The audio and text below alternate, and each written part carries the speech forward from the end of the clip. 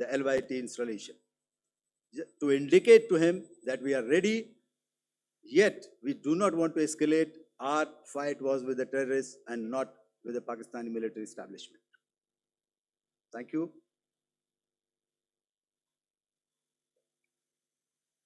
Thank you, Air Marshal Bharti. So, ladies and gentlemen, he's outlined operations not only on the night of 6th and 7th of May, when Operation Sindoor commenced, but also on the subsequent night. Being well aware and familiar with the congenital and impulsive nature of our adversary, and even though we did attempt to reach out and communicate our compulsions to strike at the heart of terror to my counterpart in the immediate wake of Operation Sindoor, the request was brusquely turned down, with an intimation that a severe response was inevitable and in the offing. We were, of course, prepared. Operations on the 7th and the 8th, Air Marshal Bharti spoken about. On the night of 8th and 9th of May, they flew drones and aircrafts into our airspace all across the borders and made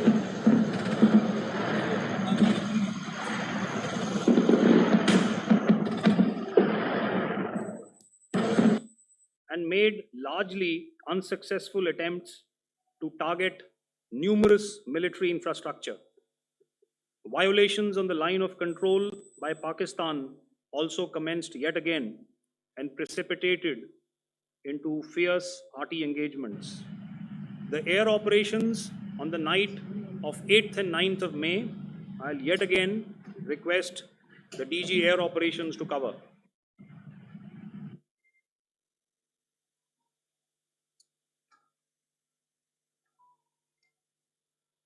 So I just covered what happened on the night of 7th and 8th. What we found that on the night of 8th and 9th, starting as early as 22:30 hours, our cities had a mass raid of drones, unmanned aerial vehicles, UCAVs, starting right from Srinagar, going down right up to Nalia. It was a mass raid in waves, and it was relentless. However, we were prepared, and our air defense preparedness ensured that there is no damage on ground or to any of the intended targets that the enemy might have planned for. The difference between 7th night and 8th night was that on 7th night, he sent in his Yeha class of UAVs, however, these UAVs can go some distance, they are armed. However, on the 8th, less numbers of armed UCAVs were there or UAVs were there, and more numbers of quadcopters, maybe for surveillance or just for harassment of civilians. This continued till midnight. Our air defense preparedness ensured that there was no damage on the ground, either to the military installations or to the civilians. However, the enemy had yet again shown that he wanted to up the ante and he wanted a fight, and we were up to the task. In a measured and calibrated response, we once again targeted his military installations, which included his SAM sites at Malirkant. This also included his surveillance radar sites at Lahore and close to Gujranwala. These were suitably addressed, and thereafter his drone attacks continued even till morning, which we countered, and during the daytime there was some respite. Here I would like to bring out another aspect. What we found was that while the drone attacks were being launched from somewhere close to Lahore, enemy had allowed his civilian aircraft to also continue to fly out of Lahore. not only his own aircraft, but international passenger aircraft, which is quite insensitive, and we had to exercise extreme caution, even at the cost of some tactical disadvantage, to ensure that there is no damage to any of the civilian aircraft. And this was also brought out in our press briefing during the day. So I will now hand over to my colleague to cover the events of 9th onwards. On land, we also undertook certain measures such as deployment of air defense and electronic warfare assets to establish an integrated grid with the Indian Air Force. And I have seen and heard some of you wax eloquent about the benefits of such an architecture when it comes to negating and combating air intrusions. We also carried out deployment to include movement of our forces in the land, sea, and air domains. The night of the 9th and the 10th of May saw similar intrusions by drones and aircrafts. And this time, there was a concerted effort to target airfields and some very, very important logistic installations, albeit yet again unsuccessful and denied gallantly and efficiently, I must say, by the integrated Indian Air Force and Indian Army Air Defense. We further strengthened our deployment and also initiated some pressure points to send a very clear and unambiguous message to the other side to desist from any misadventures on land. Some of the airfields and dumps saw repeated attacks in waves from the air. All were thwarted. The Pakistan Army has reported to have lost approximately 35 to 40 personnel in artillery and small arms firing on the line of control between the 7th and the 10th of May. What the other side had probably also not reckoned with was the speedy and precise turnaround and hit back by the Indian Air Force. And I will yet again ask Air Marshal Bharti to speak about these significant and game-changing strikes. I will thereafter request Vice Admiral Pramod, my colleague and Director General of Naval Operations, to tell us about some very telling naval maneuvers in the Arabian Sea that exerted pressure on the night of 9th and 10th of May. Over to you, sir. Commencing about 2000 hours, that is 8 p.m. local time, on 8th of May, several Pakistani unmanned aerial systems, drones, combat vehicles attacked multiple IF bases. These included Jammu, Udhampur, Pathankot, Amritsar, Bhatinda, Nal, Dalhousie, Thois, Jaisalmer, Uttarlai, Falodi, Nalia. These were almost simultaneous and they came in waves. All our AD guns and other systems were waiting for them. All these waves were neutralized by our trained crew using the air defense systems that they have. And also, some of them were utilized using our legacy systems like Pechoras and IF Summer, which we have recently acquired. And some were neutralized by the Garud snipers. There was no damage on ground from these incursions and these mass raids, if I could call them, from the Pakistani side. However, following these relentless attacks on our air bases, on our forward positions, and on our civilian targets, this was time to convey some message to our adversaries. And therefore, a decision was taken to strike where it would hurt. And towards that in a swift, coordinated, calibrated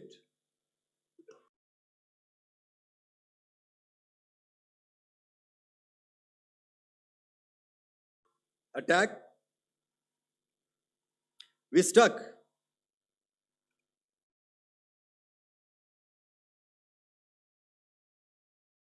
his air bases, command centers, military infrastructure, air defense systems across the entire Western Front. The bases we struck include Chaklala,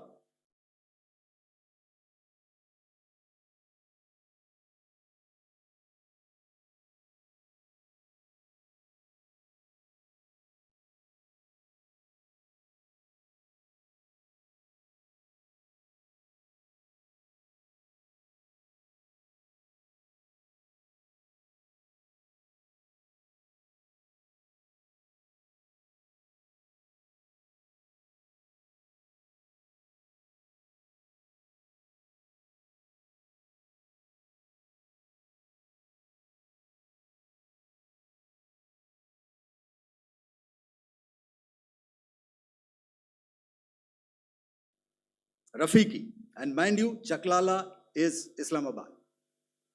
Rahim Yar Khan, Sakar, sending a clear message that aggression will not be tolerated. This was followed by strikes at Sargoda, Bholari, Jacobabad. We also struck the C2 centers at Murid, the UAE complex at Murid, Rafiki, radar at Chunia, which I will show you, Rahim Yar Khan airfield, and the unmanned combat aerial vehicle hangar at Sakar. I would like to reiterate here that we have the capability to target every system at these bases and more. However, it was only a measured response to instill good wisdom to our adversary to refrain from further escalation. IF response was directed only at military installations, avoiding civilian and collateral damage. I would now like to show you some of the effects that have been achieved as a result of our air operation.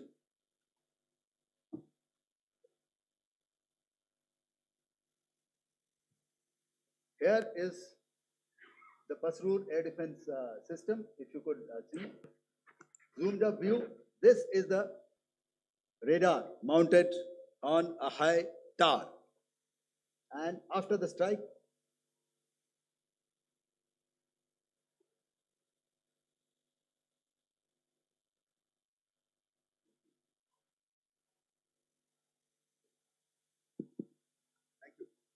can you hear me? Yeah, thank you. And after the strike, this is what has happened. This radar has been taken out, completely burnt. Next slide, please. The Chunia air defense radar, which was taken out on 7th and 8th. This is the radar site.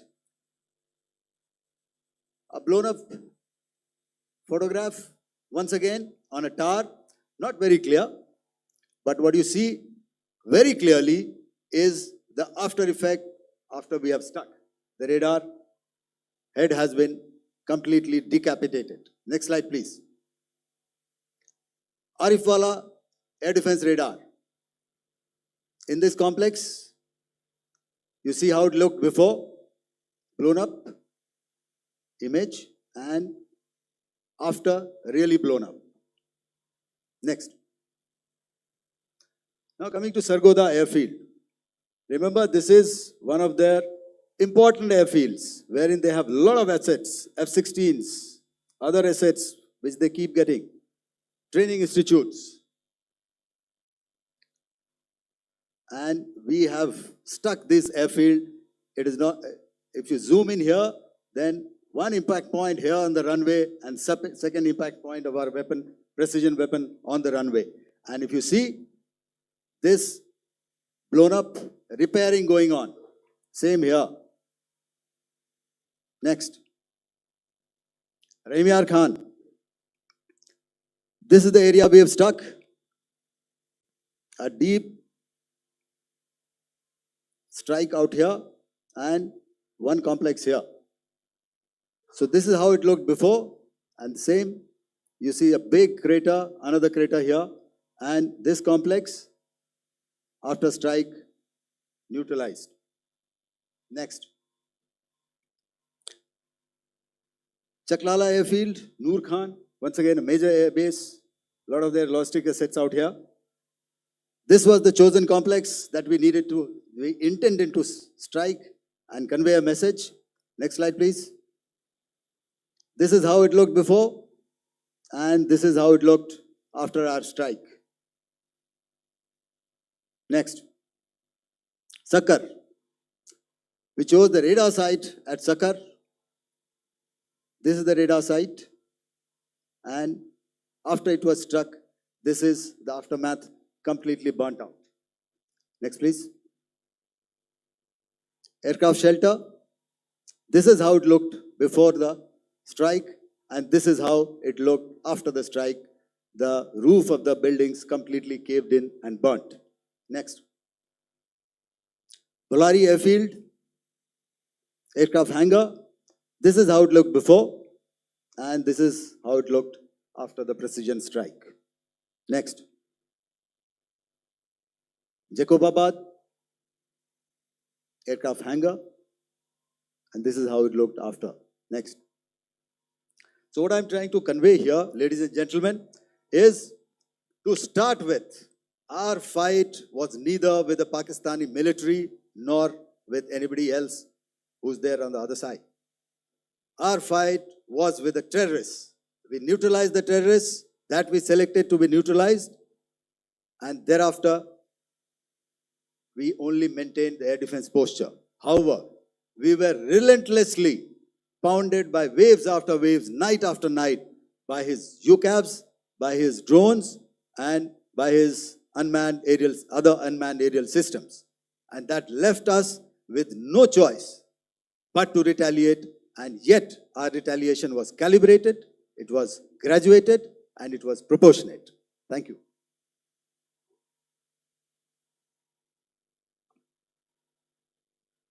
Good evening, ladies and gentlemen. In the aftermath of the cowardly attacks on innocent tourists at Pahalgam in Jammu and Kashmir by Pakistani-sponsored terrorists on 22nd April, the Indian Navy's Carrier Battle Group, surface forces, submarines, and aviation assets were immediately deployed at sea with full combat readiness in concert with the Joint Operation Plan of the Indian Defence Forces.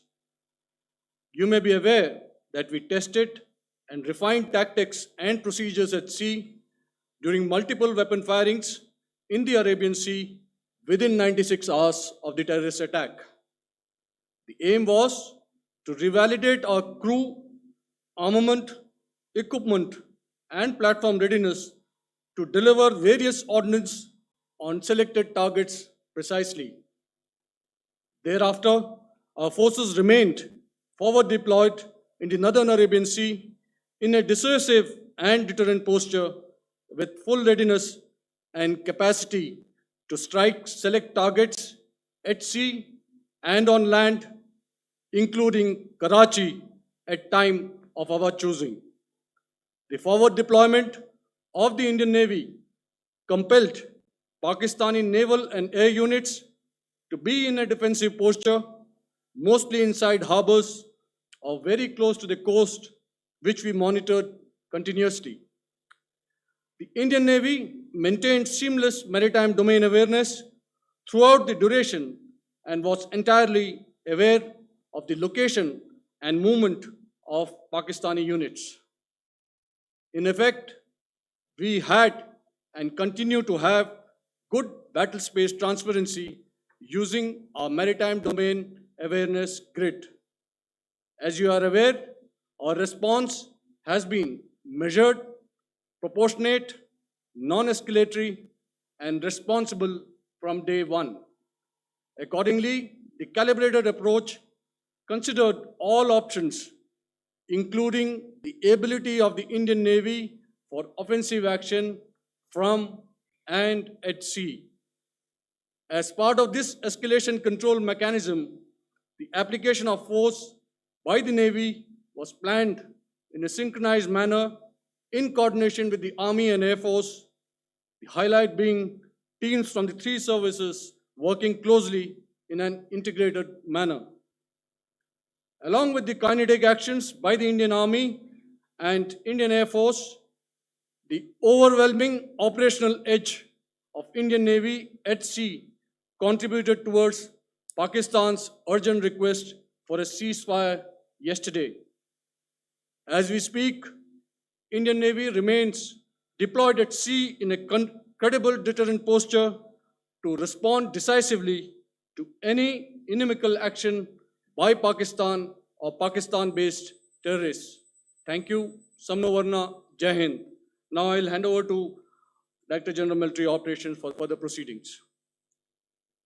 Ladies and gentlemen, on the 10th of May, in the morning, even as we were getting into a huddle to wargame the events of the previous night, a routine exercise, I received a message on hotline from my counterpart in Pakistan seeking my willingness to communicate.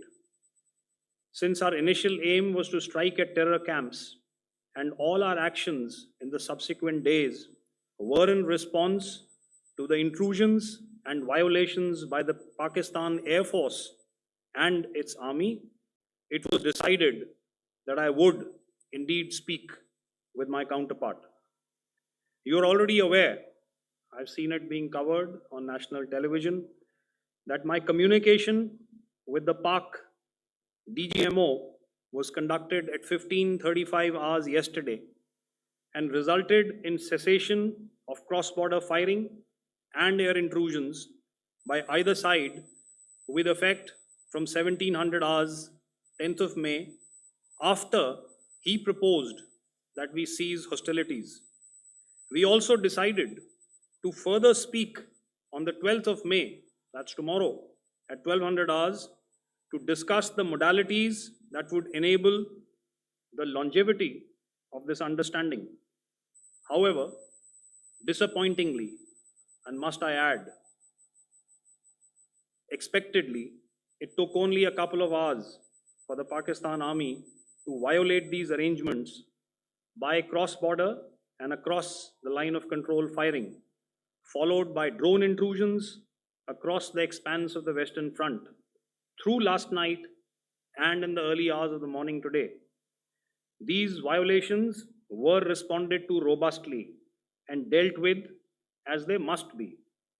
We have earlier today sent another hotline message to my counterpart highlighting these violations of the understanding between the DGMOs on the 10th of May and our firm and clear intent to respond to these fiercely and punitively, if repeated tonight, subsequently, or later. In this regard, I must inform all of you that the Chief of Army Staff has earlier today conducted a security review and has granted full authority to our Army commanders for counter actions in the kinetic domain in case of any violation by Pakistan. In the end, I pay my solemn homage to my 5 fallen colleagues and brothers from the armed forces and civilians who have tragically lost their lives in Operation Sindoor. Our hearts go out to the bereaved families, and we express our solidarity to them in this lifetime and beyond, at this grave juncture in their lives. Their sacrifices shall always be remembered and spoken of in glowing terms by a grateful nation. We have thus far, ladies and gentlemen, exercised, and my colleague Pramod highlighted this, immense restraint, and our actions have been focused, measured, and non-escalatory. However, any threat to the sovereignty, territorial integrity, and safety of our citizens will be met with decisive force. Jai Hind. Okay. Okay, ladies and gentlemen, we are now open for questions. All right, now, since I would not know all of you, I would expect you to please raise the placard or your hand, and once I indicate, I expect you to please give out your name and the media group that you belong to. Keep your questions short so that we can take as many questions as possible. Also, ladies and gentlemen, kindly bear in mind that confidential aspects may not be answered by the three DGMOs. Right. I got a lot of hands there. Let me start from the left. Left foot always in front when we start marching. So here we have to the left, okay. Yeah, 238.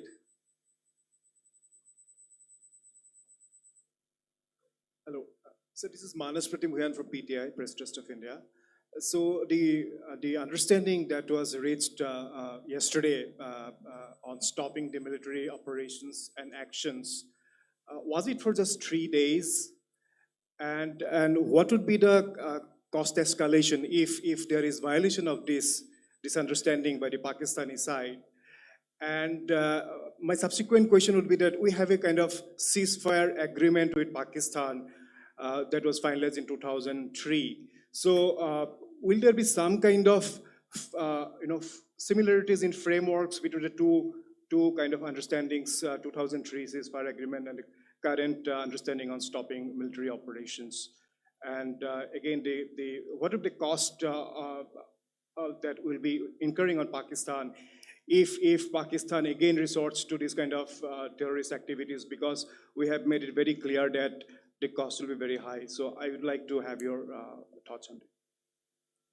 Okay, so I'll answer the latter part of the question first. I also want to add that while the initial ceasefire agreement, as you correctly pointed out, is of the 2003 vintage, but I must remind you that in 2021, in the month of February, and this was then when the crisis in Eastern Ladakh was also on, the two DGMOs had spoken and arrived at a ceasefire understanding that lasted right up until this unfortunate attack at Pahalgam. Once our Foreign Secretary had announced the decisions of the CCS in the immediate wake of that attack, he had announced certain measures, and then of course Pakistan had in turn made its own announcements. Since then, there have been certain violations of this ceasefire understanding, and of course after the 7th of May, like I pointed out during my statement, that there have been numerous violations on the line of control especially, and of course along the international boundary by the Pakistan Army and the Pakistan Air Force. This understanding that we spoke about yesterday, no, it was not for 3 days. It was first to stop aggressive and hostile activities immediately, let that order and direction settle down for about 36 hours, and thereafter discuss modalities, like I said, to ensure its longevity. That is tomorrow on the 12th of May. But unfortunately, we had a violation starting at approximately 1900 hours last night. And we've sent a communique, like I said, to the Pakistan Military Operations Directorate. And we will await what happens tonight. All right. The cost escalation, I'll leave it to your best imagination. I've already said that the response will be fierce and punitive.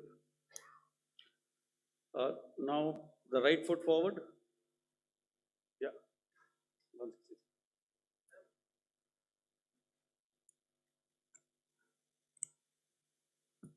Sir, I'm Ajit Dubey from ANI, sir.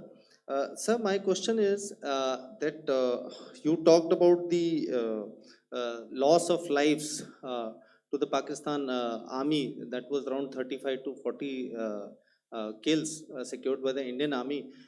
Sir, can you tell us what would be the total loss of life to the Pakistan Army in both Army and Air Force attacks, sir? And how good was the performance of the BrahMos, Scalp, and the S-400 during the operations? And sir, since we have, sir, just one No line, sir. multiple questions, please. Sir, All right. and since, sir, we have achieved such a spectacular, we have made good achievements in this entire operation, can we say that we have emerged victorious, or we have a big upper hand over the Pakistanis in this entire conflict? Thank you very much, sir. So I'll answer the question about the loss of lives on the other side. Of course, there are various means to ascertain that number. There is information from various agencies that come in. There are, of course, on the line of control, other ways to find out as to what has been the effect of what you are doing there in ceasefire violations. So therefore, I mentioned 35 to 40 on the line of control, and please remember that once Operation Sindoor was launched, the responses of the Pakistan Army were also on Indian Army or the Indian Armed Forces infrastructure. Let me put it that way. So that's why I did not cover casualties of the Pakistan Army, at least in the initial phases of battle, because those were not our targets. Our targets were terror oriented. And of course, later, once they launched air intrusions and air operations on our infrastructure, we've used heavier weapons, and of course there would have been casualties, but those are still being assessed. The effects of the weapons that you mentioned, I will request Air Marshal Bharti to apprise all of you about those. Good evening, Mr. Ajit. How are you? Ajit, okay, you're meeting after some time. I never mentioned about any of the weapons that we used. Check. Okay. What I was saying, that I never mentioned of any of the weapons, the caliber that we used. All right, so we'll leave it at that. Those are matters of operational details which I would not like to go into.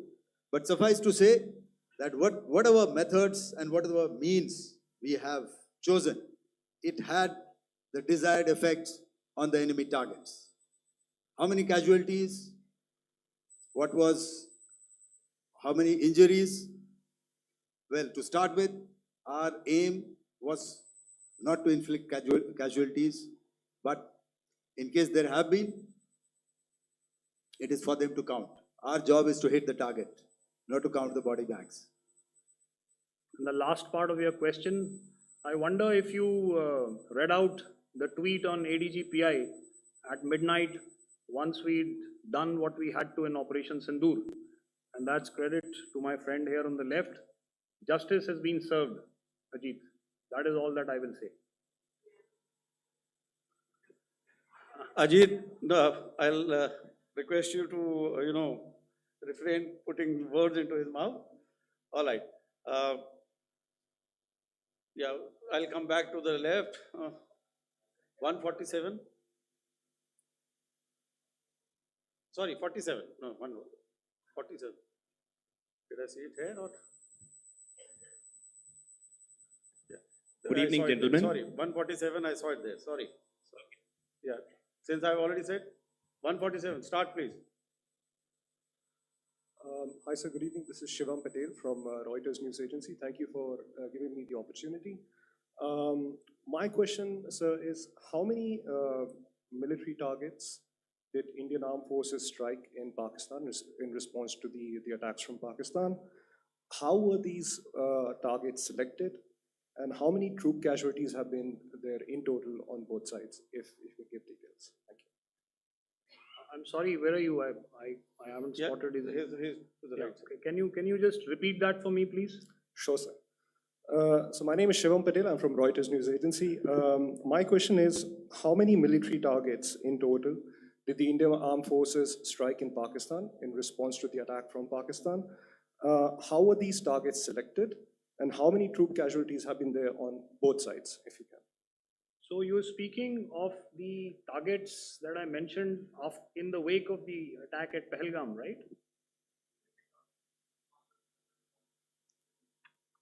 Yeah, I think it's amply clear to everybody here that the Pakistan army has not crossed the international boundary, neither in the plain sector nor on the line of control.